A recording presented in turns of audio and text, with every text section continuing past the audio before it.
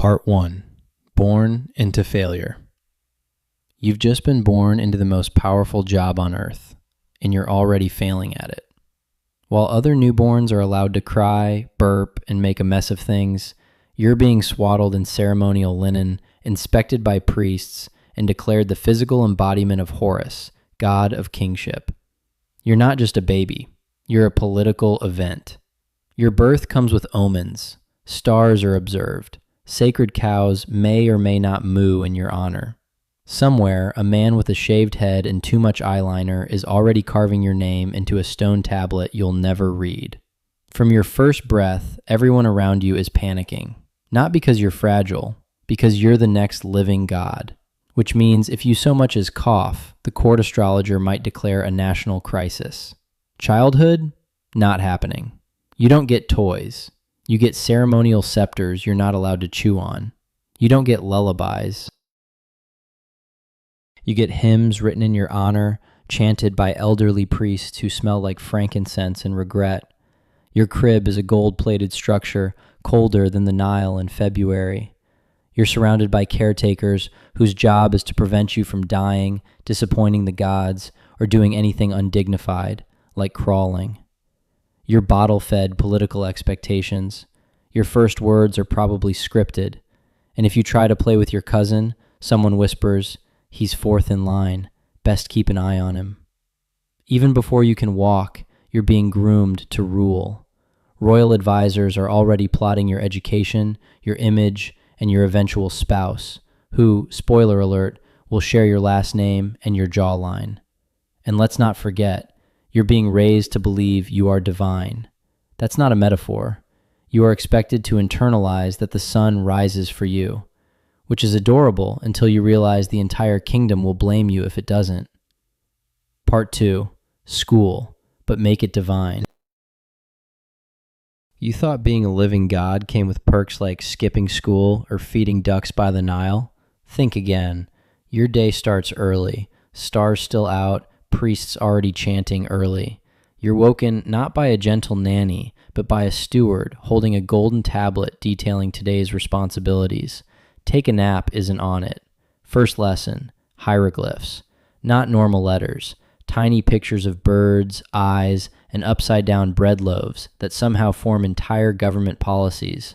One wrong doodle, and you've accidentally sentenced someone to eternal torment. Then, religious instruction. You're quizzed on the sacred names of gods, the proper way to bless a cucumber, and how many times to blink during an offering. Mess up, and a priest frowns at you like you just sneezed on Ra himself. Math? Not for taxes, for building monuments. Geometry? Not for fun, because one day someone will ask you how to stack 2.3 million limestone blocks into a perfect triangle without accidentally inventing a leaning pyramid. Public speaking. You'll have to give speeches to crowds who think you control the weather. No winging it when your words might be interpreted as divine instruction. Say the wrong thing and suddenly grain prices crash. Military strategy. You're 10. You've never thrown a rock in anger. But now you're expected to know battlefield formations, river crossing techniques, and how to casually mention "smite the Nubians" in conversation. Philosophy? You don't get that. Instead, you're taught how to maintain ma'at, the sacred cosmic balance. Sounds poetic until you realize it means making sure crops grow, criminals don't rebel, and nobody insults the gods during flood season. All this happens under tutors who are equal parts teachers, informants, and walking anxiety attacks. By the end of the day, your head is full of symbols, schedules, sacred laws, and just enough political paranoia to keep you up at night. Part 3. Friends. Just enemies in training. In normal childhoods, your friends are the kids who share snacks and avoid homework. When you're the future Pharaoh, your friends are potential enemies wrapped in linen tunics. Every child you interact with is a political variable. That cheerful boy who races you through the palace gardens? High priest's son. The one who always wins at board games? Nephew of a general. The girl you actually like talking to? Already betrothed to your cousin for dynastic stability. You're not surrounded by friends. You're surrounded by people with titles, bloodlines, and very nervous-looking parents. Everyone plays nice, but only because you're considered sacred and their careers depend on your favor. That's not friendship. That's networking. Your tutors report back on your behavior. Show signs of independence? Excellent, and also threatening. Question the rituals? Not excellent, possibly heretical. Ask if your cousin could stop staring at you during lunch? Alarming and definitely going in the scroll. Privacy doesn't exist. You can't sneak away for fun. Fun is suspicious. Disappear for 10 minutes and someone alerts the palace guard. You're divine after all, and the divine must not wander off unattended like a common farmer's goat. And heaven help you if you show favoritism. Invite one child to play senate, and 3 others write angry letters and pictograms. Say something kind to a noble's daughter, and suddenly there's a rumor you've chosen your queen at age 9. So you become guarded, polite, politically neutral. You master laughing without meaning it, and complimenting tunics you secretly hate. You learn to make every friendship seem equal, because if someone feels slighted, their family might conspire against you during breakfast. This is the royal version of no new friends. Not because you don't want them, but because any one of them might grow up to be your assassin, your rival, or worse, your brother-in-law.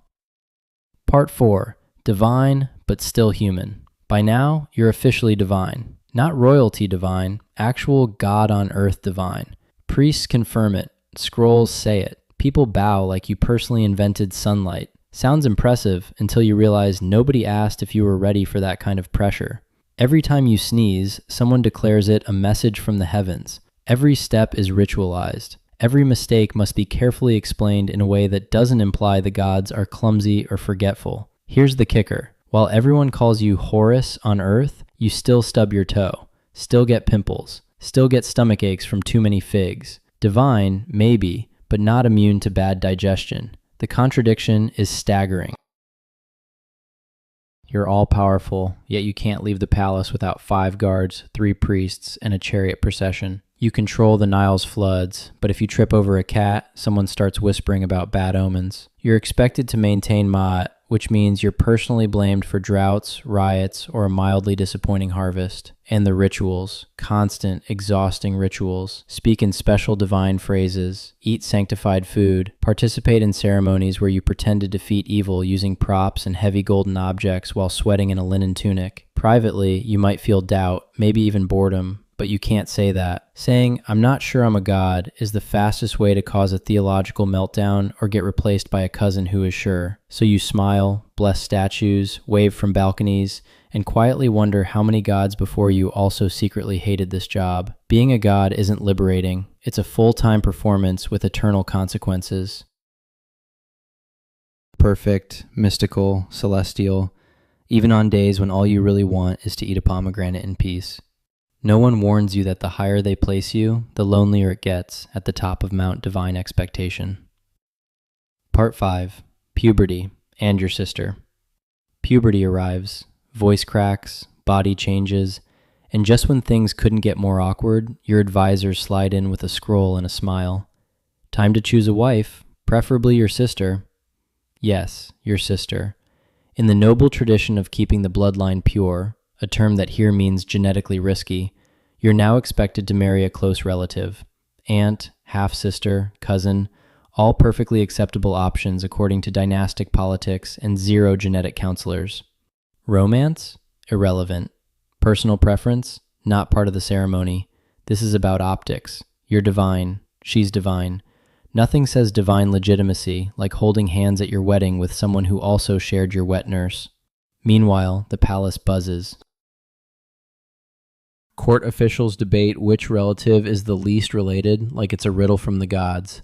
Priests are thrilled. The bloodline stays heavenly. Servants place bets. You just try to pretend this is normal. But it gets better. It's not just about marriage. It's about heirs.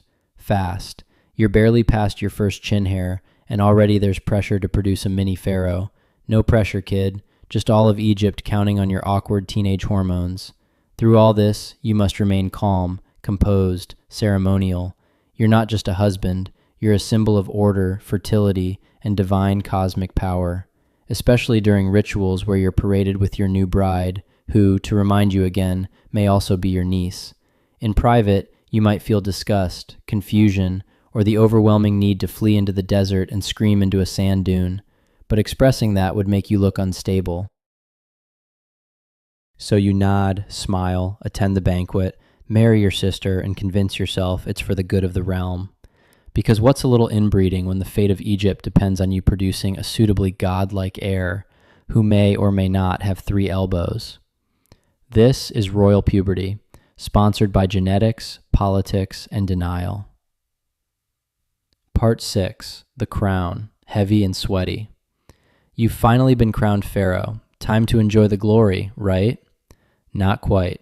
First, they glue a fake beard to your chin with beeswax and strap a cobra to your forehead. Congratulations, you now look like a very anxious statue with back pain. The crown isn't a lightweight accessory. It's solid, often dual-layered, made of leather, linen, and sometimes metal. You're wearing symbolism, heavy, sweaty symbolism, and you have to stand for hours in the sun while priests chant about the universe depending on your posture. The double crown combines lower and upper Egypt, beautiful in theory, terrible for your neck. It feels like balancing 2 helmets and a houseplant on your skull. Then come the outfits. Long white kilts, leopard skin sashes, golden breastplates, all made to impress the gods and overwhelm your joints. Linen clings in wrong places. Gold doesn't breathe. You're not allowed to fidget, even if a bug crawls up your shin. Sandals? Decorative. Papyrus flip-flops with 0 arch support. Style came before circulation. None of this is optional. You must look divine, not comfortable, not human. Even if you're sweating buckets, chafing in gold, and desperately trying not to faint into the Nile. Every outfit, color, feather has cosmic implications. Wrong symbol? Offend a god. Wrong color? Political instability. Wrong hemline? Accidentally summon a famine. You're part of a centuries-old fashion statement made for the gods, not for flexibility or airflow. The only thing heavier than the crown is the expectation that you wear it like you enjoy it. Part 7. Blame. Unlimited power, unlimited blame. Being Pharaoh came with unlimited power and unlimited blame. You're worshipped as a living god, sure, but the moment something goes wrong, the entire kingdom looks at you like you personally unplugged the Nile. Too much rain? Pharaoh is unbalanced. Not enough rain? The gods are punishing Pharaoh. Crops failing? Your fault. Someone stubs their toe on a temple step? Probably because you angered Bastet by sneezing wrong during last week's ritual. You're head of state, head of religion, head of cosmic maintenance. If the sun doesn't rise properly, people don't assume bad weather. They assume you forgot to pray hard enough. You have one job: keep the universe running smoothly. You also have no idea how to actually do that. And because of your divine status, you can't admit ignorance. I don't know why there's a plague of frogs isn't a valid response. You either pretend you have a plan or make up a ritual on the spot. Even your dreams are public property. Have a bad dream? Court astrologers gather, scribble furiously, and declare a new temple must be built to protect Egypt from your subconscious. Got a headache? National omen. Woke up late? A scribe notes it as a possible sign of apocalyptic imbalance. One sneeze too many, and a goat gets sacrificed, just to be safe. If things really go downhill, famine, uprising, plague, sandstorm, crocodile incident, the people don't say, "Wow, nature is wild." They say, "Pharaoh must be weak. Maybe the gods want a new pharaoh." So you walk around draped in gold, surrounded by incense and bodyguards, quietly wondering if your citizens are building a new statue or digging a new tomb. Your job isn't just ruling, it's absorbing the blame for every mosquito bite, muddy riverbank, or undercooked sacrificial goose. When you're divine, there's no such thing as a simple mistake. Part 8. Mornings. Rituals before coffee. Your wake-up call isn't gentle. It involves ritual chants, burning incense, and a group of heavily perfumed priests quietly judging your posture. A normal person might start their day with coffee. You start by being ritually purified with water from a sacred pool, probably colder than the afterlife. Then, wardrobe. Your linen must be blessed, pre-folded, and likely ironed with moonlight. You're barely awake, already wearing 30 layers and a chest plate shaped like a falcon. Next, the ritual cycle. Enter the temple. Priest unrolls a scroll the length of a crocodile. You perform sacred gestures in perfect sequence. Hand here, nod there, smirk at the statue, chant a god's name you haven't studied since childhood. One wrong syllable, and suddenly you're blamed for the Nile drying up, cattle dying, or the moon not looking divine enough. Everything must be perfect to maintain ma'at, which apparently hangs on your ability to wave incense correctly. Ceremonies take hours. You can't yawn, slouch, or say, "Hey, do we really need to rub sacred oil on all 43 statues today?" This isn't religious duty, it's national theater. Priests perform, scribes record. Onlookers nod in grim spiritual approval. Meanwhile, you stand in stiff silence, pretending you don't have a cramp in your god leg. All this happens before you do anything resembling ruling the kingdom. By the time the sun actually rises, you're already exhausted and still have 12 more rituals, 3 public appearances, and 1 carefully scripted divine smile to go. Part 9. Paranoia. Everyone wants you dead. You're the most powerful figure in the kingdom. That means every single person around you is either pretending to love you or calculating how to replace you. Guards? Loyal, yes, until someone offers them enough gold, goats, or spiritual favors. Advisors? Always smiling, always nodding, always accidentally reminding you that your cousin is very popular with the military. Even your cupbearer is suspiciously enthusiastic about bringing you drinks, like he wants you to notice how not poison they are. Then there's your extended family, a tangled mess of half-brothers, uncles, and people named Ramses who definitely want your sandals. These aren't relatives. These are succession applicants. Every hallway conversation could be an ambush. Every banquet a potential Last Supper. You can't relax in your own palace without wondering if the decorative cobra on your chair is decorative enough. Assassinations were practically an Egyptian sport. If you died suddenly, it was often described as a divine mystery, which really meant someone got creative with date wine and scorpion venom. So you develop habits, food tasters, rotating servants, changing your daily routine at random, not because it helps, but because it makes betrayal slightly more inconvenient. Sleep? Good luck. You rest in a guarded room with triple locked doors, a ceremonial dagger under your pillow, and a guard you only half trust standing at the entrance, practicing his best, "I didn't do it" face. The most exhausting part isn't avoiding death. It's pretending you don't know it's coming.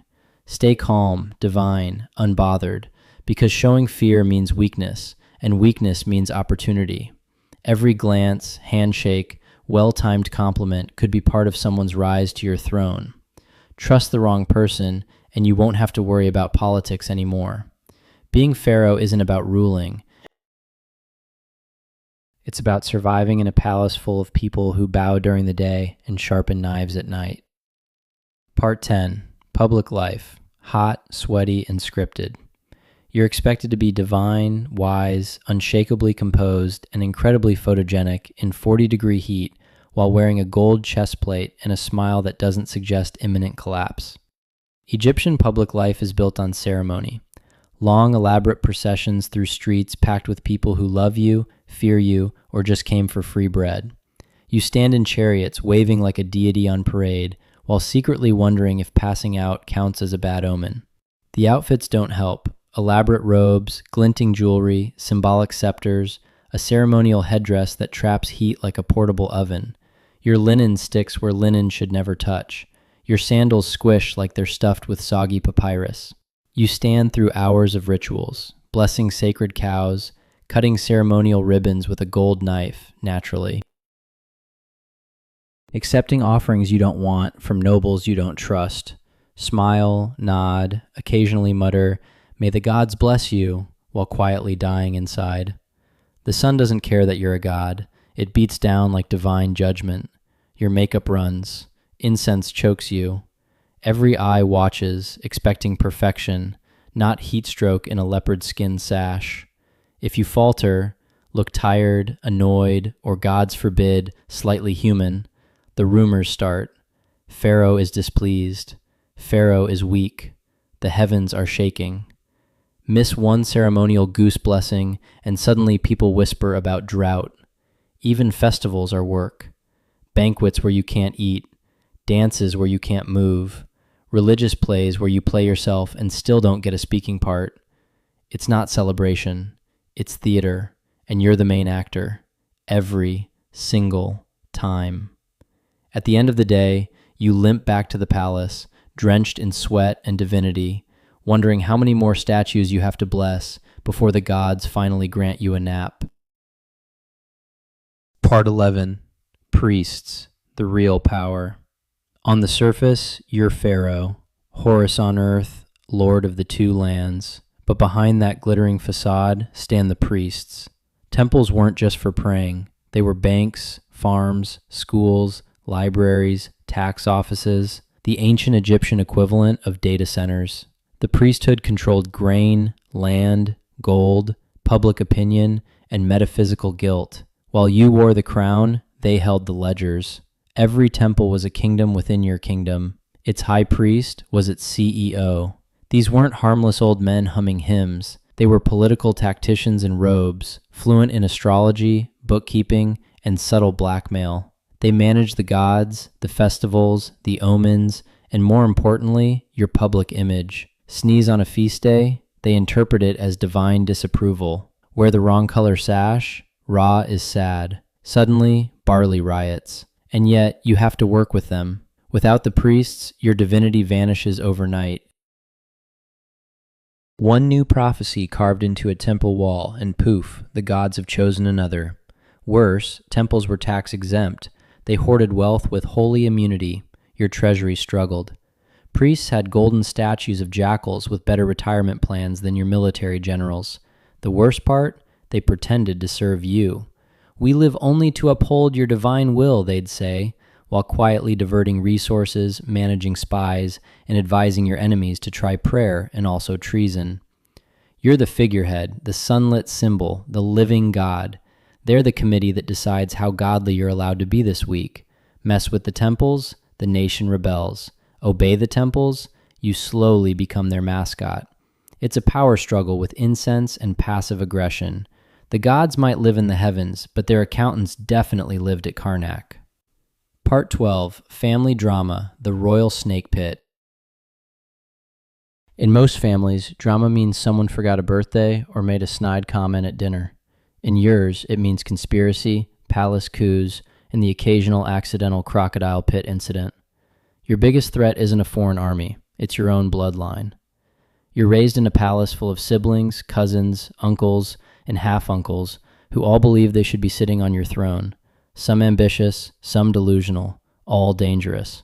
Succession is a nightmare. Egypt didn't have a firstborn gets everything rule. It was more like whoever survives the most assassination attempts and secures priestly approval wins. Half the court tries to guess which of your sons becomes next pharaoh. The other half tries to make sure it's not the wrong one. Your own children are groomed like racehorses, each with factions, tutors, spies, and mothers whispering bedtime stories about how the gods always choose the most handsome heir. Subtle. Your brothers and uncles aren't content with being royal background characters. Every one of them has at least one general on speed dial and a disturbing familiarity with accidental staircase tumbles. Then there are the queens, plural, multiple wives, often under the same roof, forming alliances and rivalries like political chess masters. One wrong glance at the wrong royal woman, and suddenly the kitchen staff is quietly replacing your wine taster. Palace life is like living in a really beautiful, overly perfumed cage where everyone is either your relative or your future usurper. Funerals? Every death becomes suspicious. Every illness a potential poisoning. Every coughing fit a topic of temple gossip. Even your own burial isn't safe. Tombs get looted, names get erased. Your own loyal son might finish your pyramid and immediately start carving over your legacy because he wants a bigger one. Being Pharaoh means the people who know you best are also the ones who most want you removed. Politely. Permanently. It's a royal forest full of snakes. Part 13. Death, you're still not done. After a life of rituals, paranoia, heat stroke, and family backstabbing, you finally die. You'd think you'd earned a break. No. In Egypt, being dead doesn't mean being done. It means you're about to become a full-time spiritual symbol and a part-time horror movie prop. The embalming process begins immediately. Your internal organs are removed, weighed, and politely stuffed into canopic jars, each guarded by a funerary animal-headed deity, like a post-mortem Pokemon team. Your brain is pulled out through your nose with a hook, not because it's useless, but because tradition says so. Then you're stuffed with resin-soaked linens and natron salts until you resemble a sacred raisin in a very fancy bandage. Your body becomes a political relic wrapped tighter than your palace tax scrolls. Next, the coffins, plural. You're stuffed into a series of increasingly ornate wooden boxes, a divine nesting doll, each covered in gold leaf and protective spells in case you encounter rude ghosts on your way to the afterlife. The real showstopper? The tomb. You spent half your life and half the kingdom's GDP constructing a mausoleum designed to scream immortality. Walls covered in instructions, prayers, and awkwardly drawn images of you smiting enemies who definitely won't bother you in the afterlife. Unfortunately, your tomb also screams, "Please rob me." Despite curses, guards, and architectural misdirection, most pharaohs' tombs were looted within decades, sometimes hours, of being sealed. So while your priests chant prayers over your eternal spirit, local criminals are sprinting off with your gold-plated footrest. The worst part? If your name is forgotten, your tomb defaced, or your mummified body ends up in a museum gift shop 3,000 years later, you don't get to enjoy the afterlife at all. One bureaucratic oversight and you're stuck haunting some poor archaeologist forever. You might have been king in life. In death, you're museum bait, political currency, or a cautionary tale carved into limestone. And you haven't even reached the judgment hall yet. Part 14. War. Go smite someone. Being pharaoh isn't just about building temples and posing for statues. You also have to lead armies personally. Grab your war chariot, strap on a bronze sword, and go smite some foreigners before breakfast. Your generals make the plans, scribes write the propaganda, but you have to show up and pretend you aren't terrified. Divine authority only works if people see you physically leading the charge, even if you have no idea how to hold a spear without looking like you're trying to pick up laundry. Forget hiding in a tent like some medieval king. You're expected to ride at the front, waving a ceremonial axe and shouting your divine catchphrase, usually something like, "The gods will crush you," while silently hoping the enemy doesn't have better archers this year. If the battle goes well, you can't win quietly.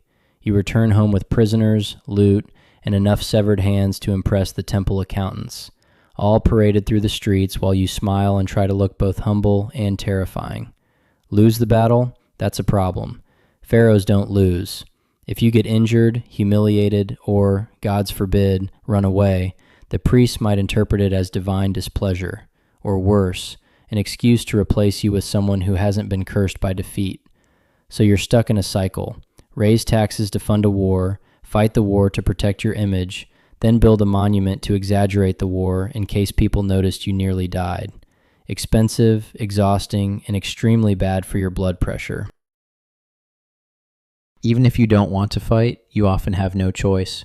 Generals demand it, advisors insist, the gods sent a dream, or maybe the priests just ran out of things to do and decided it was smiting season again. You're not just pharaoh. You're the marketing department for national military ambition, and if you don't win, you'd better hope they bury you fast, because history isn't kind to divine war heroes who come home without trophies. Part 15. Legacy. Out of your hands.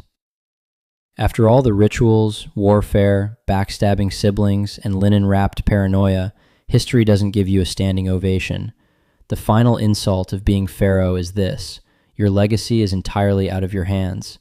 You could commission the grandest temple, carve your name on every obelisk, bury yourself beneath a mountain of gold, but all it takes is one jealous successor with a chisel, and poof, you never existed. Name erased, statues defaced. Achievements reassigned to your great-nephew who ruled for 6 minutes and declared himself son of the sun and also super cool.